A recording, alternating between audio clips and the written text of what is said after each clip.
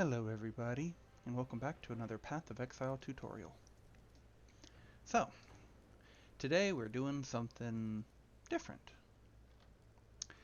I decided that I wanted to give an old but gold strategy a try. Now, I was admittedly watching another content creator, Path of Evening, and he's doing a video on Harbingers. And I'm a big fan of Harbingers. I've been doing Harbingers since, well, forever at this point, feels like. And I noted a few interesting decisions in his video and a few um, incorrect assumptions. Um, so, of course, more currency and stuff like that, we know that doesn't affect Harbingers as he discusses. However, pack size matters. Quantity matters, but not in the way you would think. Delirium does not matter. People think delirium affects harbingers. It does not affect harbingers. This has been exhaustively tested, both myself and working alongside Sir Gog. So, to that end, what are we going to be doing today? Well, for starters, he makes a good point, and so has Gog. The remarkable relic scarab and the increased scarab nodes, they're not really worth it. So, we're probably going to drop them. We're going to do a little bit of a live update, actually. So what we want is, oh, probably should do it like this. We want the Prospector's Luck, Calgar, and ore deposits. The problem is, these nodes down here are kind of out of the way. Like, I would have to waste 7 points just to come get them. At the shortest, right? Like, even coming down like this is no good. I also agree that running Beyond is very good. Run Beyond, run it with the currency or whatever. It's actually not a bad idea to run the more uniques found to get more tier 0 uniques, but settler stuff, we'll ignore that for now. I'm running Refiner's Bargain.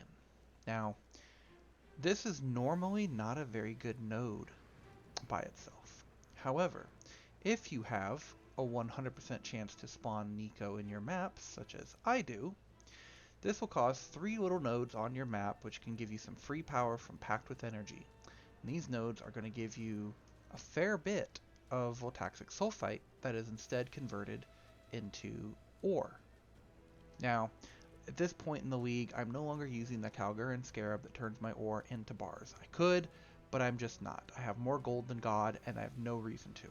But if I wasn't, see my previous video on why to combine this with the Calgar and Scarab to save yourself literally tens of thousands of gold per hour by just having all of your dust, your sulfite, converted into bars. Anyway, back to this. So, we have a slim chance in order to get ore in our map at 25% for an ore deposit, with a 50% chance that that deposit will be 2 deposits instead. It did not cost very many points. We also are using bismuth. Bismuth, of course, gives modifiers to the monsters, but also bismuth just so happens to be the best of all of the ores to get for most builds. You click it once, you keep on going. Whereas with Verisium, it's very dangerous, profitable, but dangerous. Bismuth, when you turn in bismuth bars, specifically to Pondium, I believe it is, you get level 2120 gems if you turn in enough of it. Those gems could be worth divines, multiple divines, along with the tattoos you get. So we're running bismuth infusion, we're running this, so that if we do get a deposit, we'll get some extra bars. If we don't, we don't. No big deal. We are running beyond, but only slight beyond at the moment. As you can see here, we have only a 30% chance of attracting beyond monsters. I am tempted to grab these nodes here to double that chance to go and get more. Not really sure if I want to. Actually, yeah, I am sure. I do want to. So there we go. So 2 out of 3 maps will have that. 1 out of 4 maps will have the ore deposits. Every map will have sulfite deposits, which, in fairness, I could probably just drop most of these nodes and just not care. Not take the Nico path instead and come up here like this. Whatever. I like the guaranteed rewards every map. We are also going to talk about Chiseled Perfection. Now, Some people think that if you're running the strategy to farm 8 mod Delirious maps, this is a bad node. It does nothing for you. Those people are wrong and just don't know what they're doing, and that's okay. When you get maps that are dropped, there's a slim chance that the map will be a superior map, thus having quality. However, you can force this. To force your maps to have quality, what you need is for them to be influenced. So as you'll see here, all of these maps have quality. Most of them are above 15% quality. In fact, I don't think I have a single one in here that has less than 15% quality. There's a 15%. But these maps are strange. They're just UNID corrupted. Well, as I showed in my previous video, UNID corrupted is 8 mod when it is one of the influence maps. When you run the map strategy with the conversion scarab, 3 out of the 4 times you will drop either a Crusader map, an Elder Guardian map, or a Shaper Guardian map. And all of these maps that drop will have quality, so you get 20% increased quant, and will be unidentified, which, for those of you who are newer players, unidentified maps have an inherent 20% increased quantity multiplier on them. Back in the day, you could not chisel a map that was unidentified. So, this is just a direct buff to maps for people who know how to farm good maps. If you're also really lucky or doing one of the T16.5 farming strategies, you could drop maps like this that are a superior Pit of the Chimera or are a, well, not superior Pit of the Chimera, I don't know if it works on them, but it for sure works on things like this and on like the Barons maps. You can drop these maps unID'd, 15% plus quality, and are originator, so they're tier 16.5. The downside of this is they are unID'd, so you cannot see what's on them. Big risk if they're mods that your build can't run. Fortunately, my build can run a lot of mods. My other build can run any mod, so that is what we're going to be doing today. So, I said Harbinger. I do agree, Harbinger of Warhordes, absolutely mandatory, doubles all the currencies. Regency, also mandatory. This combined with your Harbinger tree, pretty standard stuff. 3 out of every 4 Harbingers becomes a Harbinger boss. Obelisks, I have been a person singing the praises of obelisks for a very long time, totally agree, particularly because, if memory serves, the Harbinger bosses actually get more obelisks surrounding them than the non-bosses, and the obelisks, at least in limited couple hundred testing, seem to give better shards when they are accompanying a boss instead of when they're just by the normal harbs. We are running 2 standard Harbinger scarabs. This is so that we have a total of 10 Harbingers in our map. Beyond is again just extra freebie currency and pack size. It helps my build because I explode things. It's the only reason I'm running it. If I were to make any changes, a consideration that I would have is actually to run the Awakening Scarab. Now, this is a very risky scarab for a lot of people. They're expensive. I believe currently they clock in at a little over 2 divines. Yeah. So they are expensive and need to be worth a return. Why would we run this? Well, when you run it instead of the obelisk, or instead of 3 harbingers, personally I think better you would replace obelisk with this, you get imbued harbinger. You still get 3 harbingers, but now you get 40% chance to have them all replaced by a harbinger boss. This, combined with everything else, means that every harbinger will always be a Harby boss. From past testing, we have we have determined that a harbinger boss drops about 3 times the total quantity of shards of a standard harbinger. So, all being bosses is the same as if you had 1 more harbinger, normal harbinger, in your map. If you drop like the normal harbinger scarab, you lose 3 harbingers, but you gain all bosses. Well, for every 3 normal ones you have, that's a whole scarab. But again, cost, right? The reason why we're doing all this, the fracturing shards. As you can see here, a single shard is 50 some chaos, 20 shards, which is 1 orb, 1000 chaos. Good money. You have a chance of it dropping as an orb, higher chance if it's a harbinger boss instead of a harbinger, regular harbinger. Good stuff. The orb, when you drop the fracturing orb, there it is, exactly the right ratio, right? Slightly higher if you are trying to buy them, so I do recommend looking at the sell price. Don't be a fool like me and sell stuff always to buy orders blindly. I cost myself 2 div earlier this map or this season by selling a very expensive tattoo, and I wasn't paying attention. It was 7 point whatever. So learn from my mistakes. So we're going to go ahead and just run one of these maps real quick. Now I am of course running this on a T16 map, regular, not a T16.5. The 16.5 is only going to be really good if you are trying to combine this strategy with other strategies. I just don't care enough right now. I have, well, I have a lot of corrupted 8 mod maps. So we're going to run one together. We're going to tally up the results real quick, and then I will pause and I will come back when I have finished this full set of just 20. I know that's not a large sample size, variance being what it is, but this should mean that 15 of all of these would be nothing but Harbinger bosses, so we should be getting some fracturing shards. We should be able to get a rough idea of what to expect on a per map basis doing these. As always, 100% plus item quantity, 40% plus monster pack size. All of these are 40% plus. I did run a regex on my tab to pull out the ones that my build can safely do. And also, as mentioned before, this is a new build. This character is a Fulcrum Ignite Chieftain.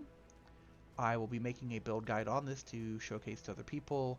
Yes, I do have ring swaps. This is for specific type of content, but we'll talk about that in a future video because this one will already run probably about 30 minutes like the rest of my videos. So, with that, here we go. Make sure we're on the right one and that we've spent all of our points before we go.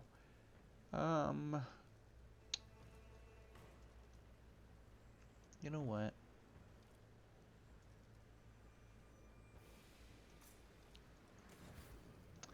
We're going to go ahead and... we don't care about the scarabs that much. Let's see, it's this one, right? Nope. Div cards, currency. There we go.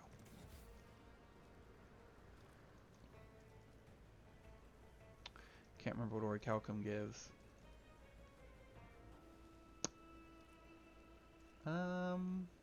Yeah, I think that about sums it up. Is there any other random stuff I can just grab real quick for 1 point? Extra ores. A little extra sulfite. There we go. Alright.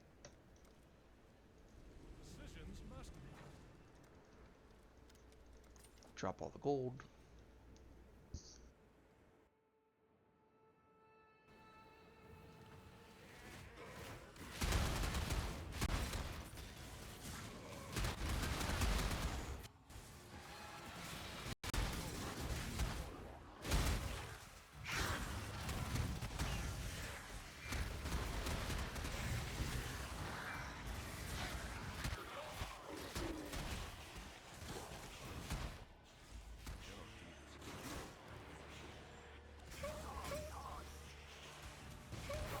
Undisputed best axe in the game. Yeah, so anyone who questions whether or not you can get fracturing shards from the obelisks, I think that answers your question.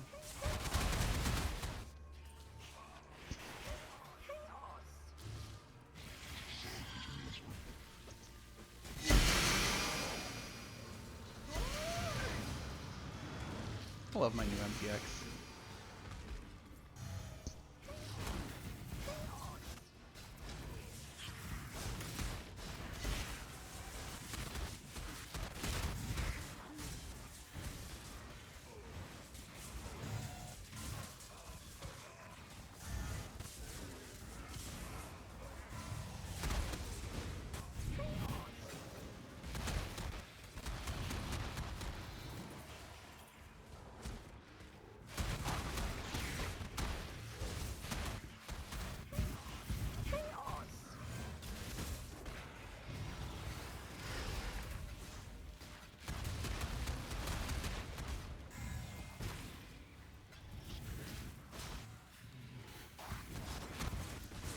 It is also worth noting, while I do not know if the shrine duplication works for the currency dropped by the Harbingers or not, I am not taking the time to run through and test on getting all of the shrines.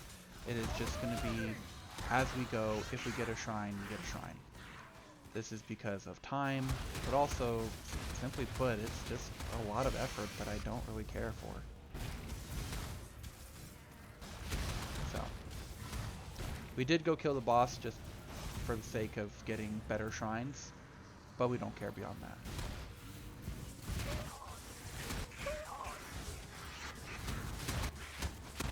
Look at that, beautiful normal shards, painted orbs,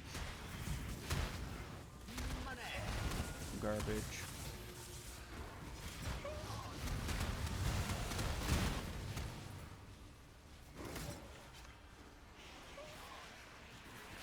Gotta go fast.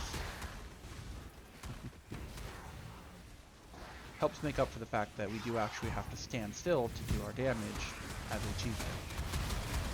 Upside of this is we get to stand still and watch YouTube while we kill things.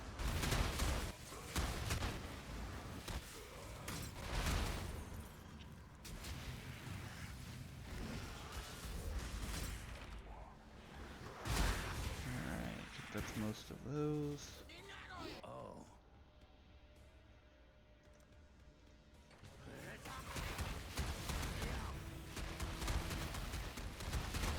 Where are you going? There it is.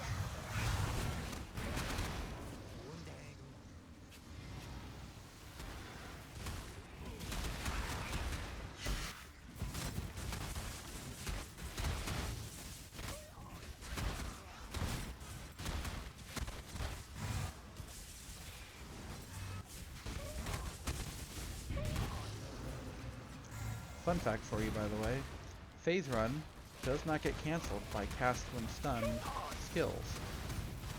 So I can sit here and phase run around, have all the stealth, and the triggered abilities from things still hitting me are still going to keep on shooting.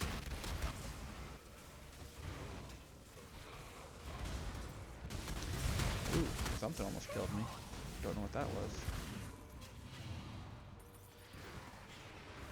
This is not the full version of this build, unfortunately. I am still able to be killed by large crits, for instance. I do only have this limited health pool, even with all the layers of mitigation, so if you do try to copy this build, which is totally fine, just be aware of the fact that you do need to mitigate your critical strikes and a few other things. Ooh, free orb. Degens can also be a huge problem if you do not take care. Also, you need to be careful not to accidentally take the less recovery. Yeah, like reduced defenses, doesn't matter. Phys damage reduction, doesn't matter. Or converting over half of the physical damage we would take to elemental, just doesn't matter. Alright. We somehow managed to miss like 50 packs in here. I don't know where they are. I don't really care where they are. We are leaving.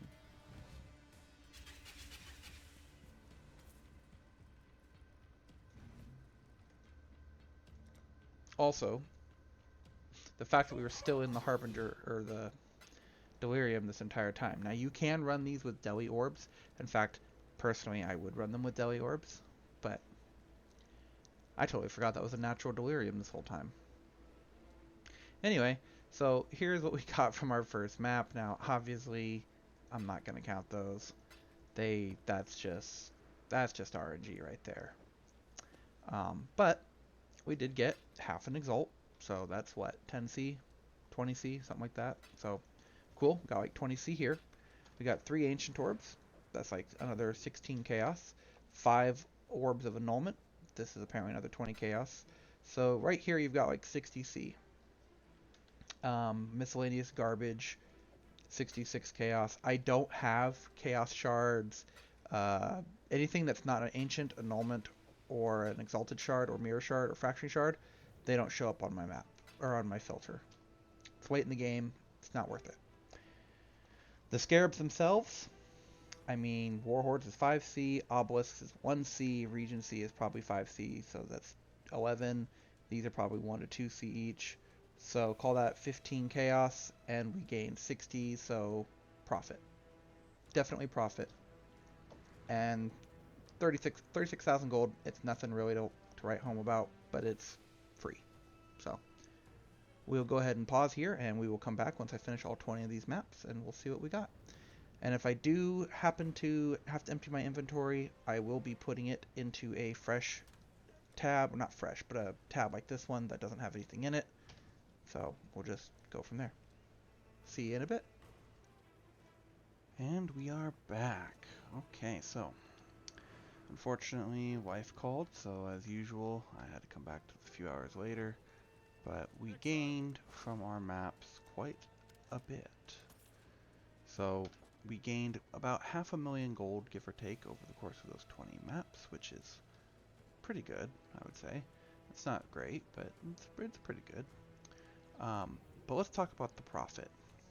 Now, I did go ahead and remove a few weird one-off things that dropped. I kept in here one Divine Beauty because this did drop from a Harbinger pack. It didn't drop from something else, so I counted it. Same with this Enlightened. These both dropped, so they got counted in the profits. What they're worth at the moment, I mean, let's see what Faustus has to say.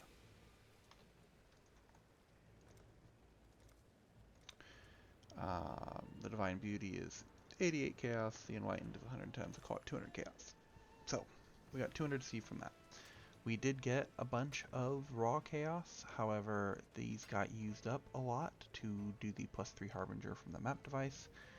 In total, we ran 20 maps, so that's minus 60 chaos, so that's 60 C investment. We will just go ahead and... Oh, yeah, it helps to make sure that you keep a little bit of gold on you.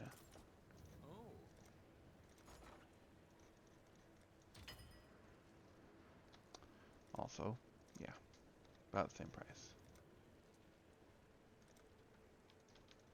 We're okay paying or getting a little bit less for the Divine Beauty. So, 200 C, give or take from there. We got 7 Exalted Orbs and 12 Shards, which comes to a little over a Divine, it looks like. What have you got?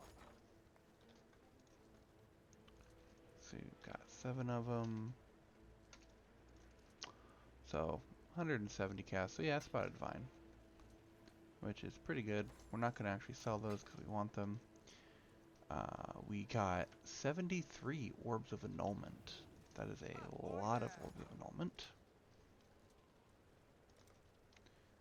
So 73 of those is not quite another Divine in Orbs of Annulment. Pretty good for crafting. We'll hold on to them for now. We got 58 What have you got? Ancient Orbs. 58 of them. 130 Chaos. We got 16 Fracturing Shards. Now, the first 4 shards, as some of you will recall, came right at the very beginning of the maps, from the very first obelisks that we killed. Then I had a dry spell, and then I dropped 4 more, again from obelisks. And then I had a dry spell, and then on the third from the last map, I dropped 8 fracturing shards in one go, 2 stacks of 4.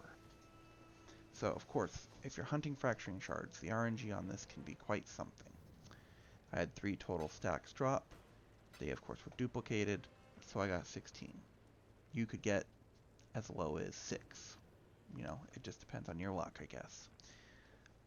But this is 960 chaos when combined with all the rest of the chaos that we got in both raw currency forms and others. I would say that we probably made out around 1200 chaos from all of this, being a little conservative. Now, some of you might be wondering, why are there 18 divines in my inventory? Well, I dropped 1 divine raw, just completely random. And then I hit a Eater of Worlds Eldritch Altar. and it was the Eater packs can drop a Divine Orb. I was already halfway through the map when I completed it, but it still gave me 17 Divines, so just a little variance for you. As for tainted currencies, now I have unfortunately been using these currencies up. I got around 20 or so chromatics. I got about 15, 16 jewelers. I didn't get any fusings. Don't think I got any of those. No mythics, and a couple blacksmith whetstones. I have been using them because I am making a new chest to change out my cremation for a firestorm of pelting. I somehow got 0 Voidborns and 0 Valdos boxes. I did get a few T17 maps. I think in total I got 6 T17 maps. And they were, of course, mostly Fortress since I was running Dunes, few Abomination, and I think 1 Sanctuary. So, I'm not counting those in the profits though, because of course, T17 maps can drop from any map. They don't have anything to do with the strategy in general. And to be perfectly honest, the monsters themselves from Harbinger don't really drop maps. So, not counting them. It's not worth counting them. Otherwise, the total time, I think each map took me probably about 5 minutes to do. Um, Downside of this build is in order to do damage, you have to explode stuff. So, as usual, fast builds like bow builds, things like that, can do it quite quickly. Cut that down to 3 minutes a map. Not bad, right? Um, Breaking that down into rough profit per hour from doing this, after taking the cost of the scarabs into account and removing them, along with removing the chaos for the map device, I would say that in total for this, it's really only about, 6, 7 divines per hour doing it. It's not great money, but it is fun. It's a lot of fun to have stuff exploding all around you. Again, this isn't taking into account stuff like the T17 map drops. It's not taking into account raw divines that drop really from just normal map. Just the money from the Harbinger mechanic itself. I of course did not get any good beyond tainted currencies to speak of. I did get actually a fair bit of ores and bars and things like that. As you can see here, in total, I think I got somewhere close to 25,000 or various ores and bars. Um, this is of course mixed of what we got, so it's something, right? If you remember in my previous video, I talked about how you can send out different ores and different bars to get good rewards. Sending them to Nakanu, you send 4 million, you get a bunch of tattoos, free money, right? Free in the sense that it doesn't cost you any investment to get it. It just shows up in your maps. I will be putting out an update on this as there are more refined end of league versions of these things. For example, sending 50,000 bismuth out to a specific map, or 60,000 crimson iron bars plus some dust. You can get back eye level 86 bases with good mods. You can get back 2120 gems, which are really good, level 3 enlightens, which are good, things like that. But just like the build guide for this build, it will come in a future video. Otherwise, thank you guys so much for watching. As usual, if you have any comments or criticisms, please leave them down below, and I will see you guys next time.